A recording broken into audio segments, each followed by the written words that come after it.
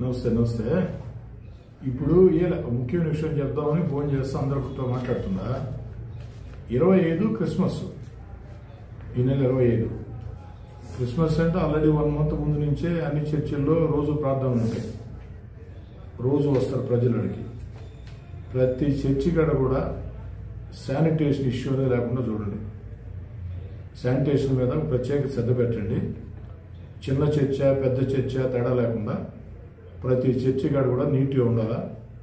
అది కాకుండా ఆ ఫాస్టర్స్ ఏదైనా రిక్వెస్ట్ అడిగితే మీ చేతిలో ఉండేది మ్యాక్సిమం చేయండి. ఈ నెలంతా కూడా కంప్లీట్గా, అంటే రోజు పెట్టకూడదు కదా, రోజు ఉండాల్సిందే.